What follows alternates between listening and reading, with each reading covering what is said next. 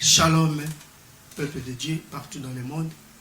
Binoba Obo Mesana Kolanda Biso na chaîne na Biso Christ Emmanuel TV. Lelo lisu soutoye pour na ozali message moko eza vraiment important pour na yo, pour na ngai, pour na biso nyoso ba na Nzambe. Vraiment na linga ki sans plus tarder au fond la ozali Bible na yo yo mutozolanda biso ya komeka kotanga ozali message oyo. Et après tout le cas, on a des détails na biso. Message na biso lelo ezana mukanda ya Genèse. Genèse chapitre 27. Tout en verset 3 nango ti na 4. Bible Bible. Maintenant donc, je t'en prie, prends tes armes, ton arquoise et ton arc, va dans le champ et chasse-moi du gibier. Fais-moi un mets comme j'aime et apporte-le-moi à manger, afin que mon âme te bénisse avant que je meure. Bien-aimé, quand je suis ici, tout le monde est ensemble pour un message. Christ Emmanuel, le kumuzonge panayo encore une fois de plus pour un message oyo yo yeli bisomo komalelo. Tika ete nanzela ya lisungia mulimo mosantu message oyo epesa oizali vie. Le lenge o yosio bongisa ki le lenge o lola essayer préparer qui déjà pour na mokomo lelo et biso bato tozo yoka o ezali comme un message à lelo ezala kaka pona koyoka te mais esuka kaka ya koyoka te mais evanda na kati ya mitema na biso pe encore une fois de plus et sa vie parce que parole na yo ezala ka parole te mais ezala ka parole o epesa ka pe vie na kombo na yo Yesu ndetolobi merci Seigneur Jésus-Christ. Bien-aimé, thème na biso ya lelo ezali celui que Dieu a favorisé. Par rapport à un message auto kotanga toyebi malamu ke Isaac akomaki osalaki mokolo toyebi lisolo wana malamu et sengaki na Isaac a bénir o ezalaki mwana na ye. Isaac azaki na bana mibale Esaü na Jacob, mais par rapport ya na bengango droit de naissance Isaac il fallait qu'il a bénir o ezalaki Esaü mwana ya liboso. Et comme histoire toyebi malamu ke Mama abandaki kolinga o ezalaki Jacob et Isaac abandaki kolinga o ezalaki Esaü. Malgré bana bangombe ka mbaboti bango mais moi séparation moko ezalaki wana ok papa azolinga na ye o ezalaki fils aîné comme Esaü et mama abandaki kolinga o ezalaki mwana wa mibale comme Jacob. Mais lorsque bénédiction moko boye et monisami awana se il fallait pesama et pas il y a ozalaki papa bien aimé na oyebi solo komoko na lobi bénédiction moko mona awana se parce que tozana nzambe ase tozana nzamba likolo bien aimé nzambe oya likolo nde muta dirigaka nzambo ase mais nzambo ase a dirigaka nzambo a likolo te papa a telemi lokola nzambo ya se mais sans le savoir aza dirigé par nzambo a likolo oya mona kanyoso et nzambo ya se comme moto akoko favoriser loko ya monito moto pe ya moni o miso sepeli mais nzambo a likolo soki a favoriser oyo ya sepeli akoluka voir même à changer o ezali destination même o na cesse kangi déjà. Bien aimé, Isaac alingi a bénir to Isaac a commis mokolo Bible ndenge lobaka ne bande déjà il y a 27 na partie à premier verset nango akoma ki déjà mokolo et miso zala ki su komona te ya su komona malamu te sengi siko il faut apambola o zala ki mwana ye parce que fa kufa et na kati ya bano mibale bien aimé toyebi malamu ete Esaü na Jacob. Esaü zala ki mwana oyo abane ko kenda toujours na chasse azaki mwana oyo ya bandaki nde ko kenda ka mosika ko kenda ko luka na zamba ko luka banyama. Et Jacob vit na ezalaki toujours kovanda na kati ya ndako esika o papa azali esika o mama azali et voir même esika oyo koko zala comme Abraham Jacob abandaki ko se retrouver place wana na si attente Jacob azozala wana nzoka kovandisa ya Jacob azozala esika wana kaka lokola kaka mwana ya mukiete mais azalaki mwana oyo azalaki na enseignement malamu oyo ya bande kozwa par rapport ya oyo bande kokende musika. Et Bible confirmera biso que lorsque Isaac alingi apambola abenga oyo ezalaki Esaü na esika oyo Jacob azalaki te na esika oyo Rebecca azalaki te. Mais bien aimé, tala likambo ezolinga salama awa. Ndena otolo bane bandeli papa zo favoriser déjà mwana oyo ye asepelaka na eto mwana oyo azomona ke yende mutu par rapport à droit de naissance il faut na pesa lipamboli pa na ye. Mais lorsque abengi mwana wana oyo ke oyo mibale azate mais maman azokuta mawana oyo ke même bango mibale ba comprendre que maman za place wana maman zo monisa mawana bien aimé noter azo monisa maloko molimo mosantu oyo azo sonde profondeur azo sonde likambo moko bo ezo bima na temps oyo papa azo bimisa mystère na yebite soki na bengango adoration bon entre parenthèses toza wana peut-être pour tolo belango adoration te parce que terme na biso zali celui que Dieu a favorisé. Mais maman zo tele maman azo sonde makambo oyo. Et lorsque maman a zui yango, maman a sali recours maintenant et pas ya mwana oyo ye azolinga. Mais bien aimé, et comme on a des combats moko boyezo kuta mawana, mais banango babimi na papa moko, babimi na maman moko. Mais intervention siko e fait uta likolo ne eya kokita siko. Intervention wana ezo okuta ezo uta likolo ezo okita ezo ya peka kana ngambu ya Jacob. Bien aimé, maman tango ayoki yango Esaü après avoir kokende chasse pona kokende ko luka ozalaki nyama boya nango pa ya papa pambola ye. Maman rapidité akeko benga ozalaki Jacob. Bien aimé, nena yebiselo ko moko boy. Eza makamu susu oyo voire même nzamba sa trasango pona yo mais yo mo po yebaka te ke nzamba trasango pona yo. Et le Saint-Esprit est là au moment où il est favorable à koluka sunga yo même na moment où yo zate sika lipambo so linge déclencher. Akoluka sunga yo tipo na koluka kobenda yo. Et lokola habitude lokola Jacob azaki mwana oyo abande ko demeurer toujours pembeni wana. Mwana wana mukolona pona kolokaliser ezalaki facilité. Pona kolokaliser ezalaki facilité parce que na mituna bana baka soki ke Jacob pe na minute wana kendaka musika. Et que ba lukiye ba moniete et linga ko arriver que Esaü ou tu peux chasse déjà aïe déjà et linga ke bota déjà jusqu'au problème rancune entre bana mibale. Mais lorsque maman zo baluka pona ko luka o ezalaki Jacob azo trouver yembala moko déjà. Et maman pesi o ezalaki enseignement. Maman lokola molimo mosonto pesi o ezalaki enseignement et pas ya Jacob.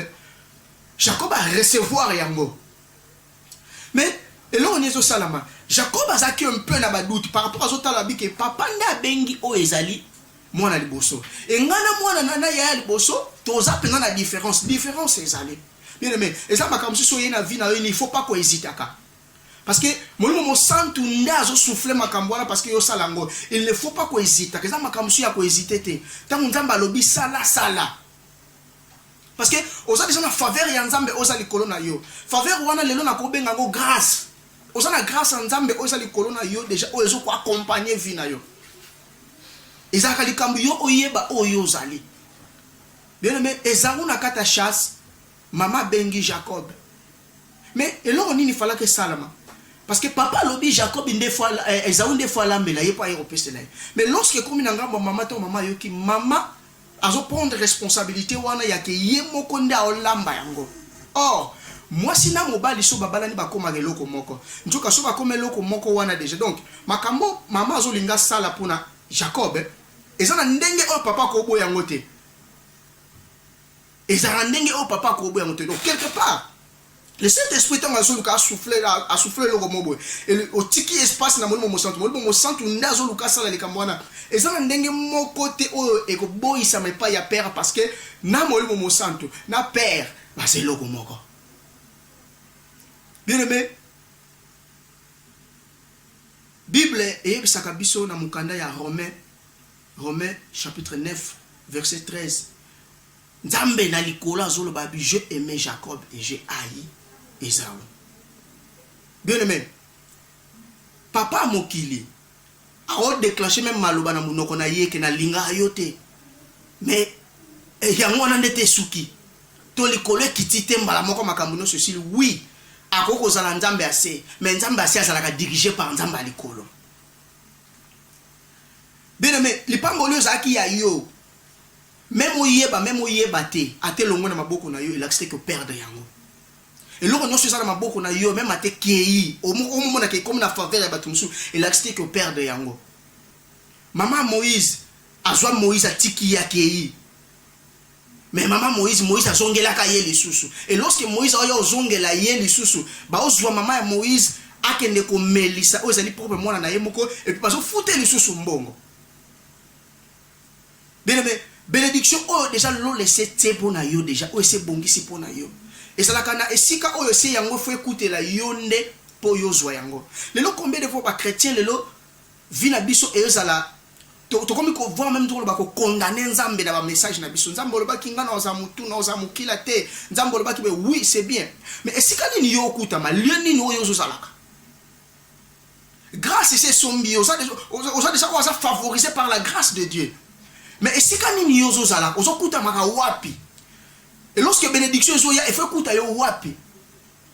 Mais le temps où maman zo baluka akuta Jacob esiko esengelaki et lorsque makamuzo ça ma préparation zo ça ma maman zo préparer Jacob même cause même pour soigner ma collègue ça y est jusqu'à ce qu'ils ont pas mboli et ça va ça karana muté mais lorsque bénédiction et yaka écoute la rayo wapi ozalaka wapi parce que yo muto nyoso benga mi mu Christ yo muto nyoso benga mi chrétien oza déjà na grâce nzambe zotambo alikon oza favoriser déjà na kata lutte oyo na kata ya monde oyo na kata makambo to osala awa oza na faveur ya nzambe zo ko accompagner yo mais comment yo ozala ko telemaka wapi kuta maka wapi bien aimé malgré doute oyo Jacob akoka ko monisa manango mais maman a préparé ye et lorsque Jacob a poussé ni liboso ya bénédiction na ye. Bien aimé, ezaki na ndenge surtout na côté makamba ko lamba kutu ezaki na ndenge kutu papa akoka ko déclarer. Parce que avant maman avant papa na baya maman na papa bazalaka déjà bango mbale et papa sepelaka déjà to a continuer ka déjà ko sepena loboko ya maman déjà et lorsque mukolo wana mo santu lokola maman a sa sous likambo oyo ezalaki na ndenge za la refuser. Bien aimé, il ne faut pas yakolukaka kozwa maloba oyo ko mama na Bible obimango lokola ekomi raison na yo pour occupabiliser lokola nzambe ke nzambo loba ki boy nzambo loba ki boy il y a des fois biso nde mutu to yeba resika obiso to kokutemela te siko biso to kokotelemela te par rapport à sika obiso to zo bénédiction na biso bene mena na yebisa yo oza olola e favoriser oza olole yebi oza o bénédiction déjà ça déjà pour na yo malgré ko mona makambo esimba te sikoyo.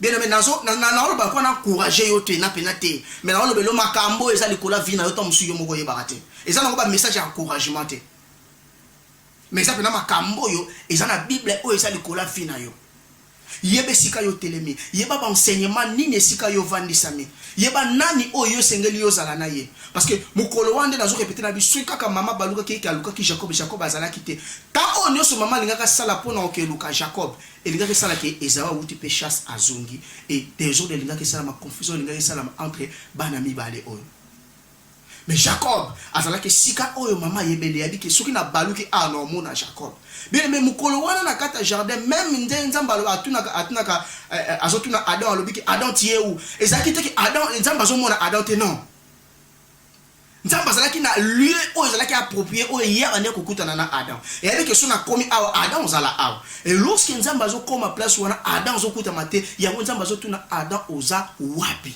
mais ko tuna nzambe Adam oza wapi la ki c'était que nzamba tikala ko mona Adam te non to miso nzambe bania ko mona Adam te non. Bien aimé, lelo grâce oyo ememeli bato ebele ngambo du fait que nzambe aomona ke ngolo nzambe ezali kolabo mona ye ememeli bato ebele ngambo et mutu azo nga sala oyo yako ko sala ako voir même ko sa makambo oyo Bible zo recommander te et voir même makambo zo na Bible lobelo na sens mususu ya zua nga me bisa na sens mususu akomisa ngo message moko bo OK akomotambola na yango. Bien aimé, message à lelo ezala ki c'est lui que Dieu a favorisé. Bien aimé, na moment nyonso, nesika nyonso, oyo bénédiction eza déclenché. Soki yo okutami wana eke lipambola neza yo, ata mokili, ata mutu mokili, aluki a devio za lipamboli wana, yo lipamboli wana ekoluka. Na place yo luka lipambola ekoluka yo.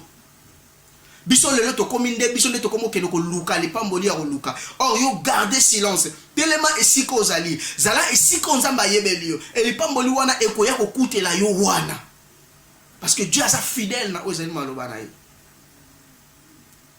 Jacob a yeba quitté. Jacob a zala quitté. Mais maman zokota na kati osa l'intermédiaire le kola moli momo santo a localisé Jacob et Jacob a poussé jusqu'à ce que Jacob a su ozala ki bénédiction. Mais nathan oyo ya yeba quitté. Mais nzoka lo laisser favoriser, lo laisser yebi, lo laisser pointer déjà. Bien aimé, lo le yebi yo, lo le pointer yo déjà. Même ki okoti ba document na musala au moins ba zu mutu musu ba zu yote ko la ko kanisa te ke makambo sili wana. Ko décourager te na vie. Comment on a été que makambo suki wana non. Oyo moni lelo oyebite lobi okomande mususu. Oyo moni ke mutu aza favoriser ta mususu ye mais oyebite lobi obaluke koma yo. Mais gardez silence. Yeba esika ni yote lemeli. Et lorsque mon mo santo a localisé yo amone la yo esika wana. O tika lo kanga nzambe lokuta te na maloba na ye. Et nzambe pa o tika lo za lokuta te po tika la pe ko za la lokuta te na maloba na ye. Bien aimé. En tout cas, message na biso ekomi na suka. Na lingaki na yebisa yo kaka. Oza oyo nzambe a favoriser. Oza oyo bénédiction nzambe za likolo na yo. Oza oyo Lola. Et c'est déjà le boko likolo na yo. Alors, gardez silence. Tellement esika oyo zali wana. Bondela nzambe. Luka kota na profondeur ya nzambe. Et na lingaka ko yebisa batu boye. Kokota n'a que demeurer les sous et ça là important to kota raté poto bima mais so to koti parce que so muta koti na présence ensemble obimo kewa abima raté mais so muta koti to kota rande poto demeurer les sous na présence ensemble alors so za chrétien a kota ka abimaka mukolo bima to éviter ceux qui makamni tika lo sama na kati mais tant biso to kota ka poto demeurer to permanence to za la wana toujours alors bien aimé Zalawana demeurer na présence ensemble et si qu'on zamba yebeli yo na yebike bénédiction na yo et localiser yo bénédiction na yo et écoute yo wana en tout cas ozala ki message amukie o zamba memela ki biso pona mokoma lelo yango yo vraiment tika ete nzambe a pambola yo na linga ki to sala ozala ki prière na biso mokuse pona ko clôturer ozala ki message na biso okange monsieur Sikozali. Christ Emmanuel, encore une fois de plus, merci pour la grâce au yo accordé biso lelo pour la koloba na part na yo nzambe na bomoy. Kolo oui. Il y a des fois nous autres temps mususu to biso ki bomoto na biso nde et memaka biso na ba limite moko boy. Mais nzoka yo nzambe Christ oyo oyaki okufi sur la croix de Golgotha. Et ça la grâce mobimba oyo etambola ka likola bomo na biso et o favoriser biso voire même na combat oyo to bundaka biso tem kolo Yesu Masia muto bundaka autant ozo sala biso ba plus que vainqueur kolo oza déjà na bitumba oyo so bunda et yo pesi biso oyo ezali elonga tozo mériter yango te en attend mususu na ko bunda lelo to yo comprendre que yo favoriser déjà biso.